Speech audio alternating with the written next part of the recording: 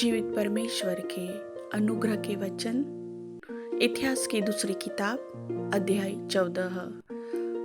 अंत में अबिया मरकर अपने पुरखाओं के संग जा मिला और उसको दाऊदपुर में मिट्टी दी गई और उसका पुत्र आसा उसके स्थान पर राज्य करने लगा। इसके दिनों में 10 वर्ष तक देश में चैन रहा।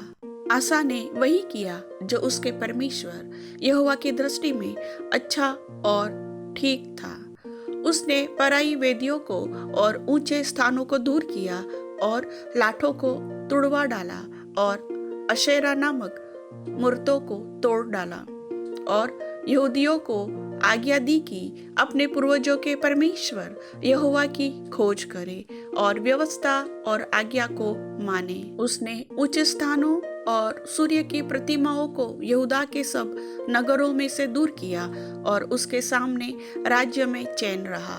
उसने यहूदा में गढ़ वाले नगर बसाए क्योंकि देश में चैन रहा। उन वर्षों में उसे किसी से लड़ाई न करनी पड़ी क्योंकि यहोवा ने उसे विश्राम दिया था। उसने यहूदियों से कहा, आओ हम इन नगरों को बसाए और उनके चारों ओर शहरपना गढ़ और फाटकों के पल्ले और बेड़े बनाए। देश अब तक हमारे सामने पड़ा है क्योंकि हमने अपने परमेश्वर यहोवा की खोज की है। हमने उसकी खोज की और उसने हमको चारों ओर से विश्राम दिया है। तब उन्होंने उन नगरों को बसाया और समृद्ध हुए। फिर आसा के पास ढाल और बर्छी रखने वालों की एक सेना थी, अर्थात यहूदा में से तो 3 लाख पुरुष और बिन्यामीन में से ढाल रखने वाले और धनुर्धारी 2,80,000 ये सब शूरवीर थे।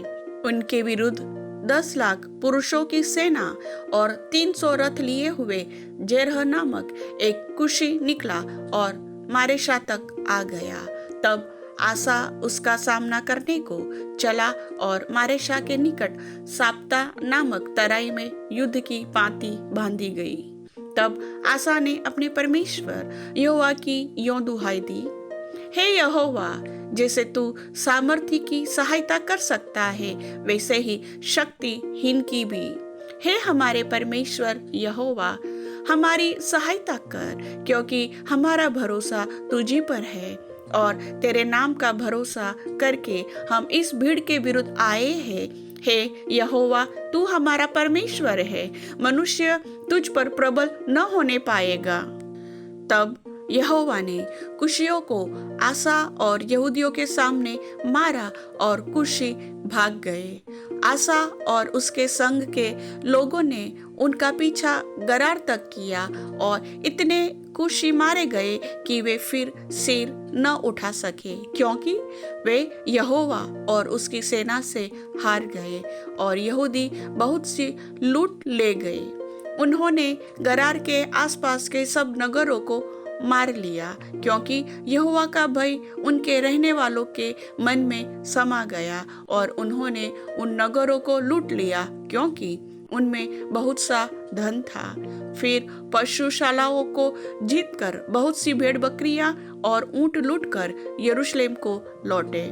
प्रभु वचन के सुनने वाले सभी भाई बहनों को वचन का आशीष दे। आमीन।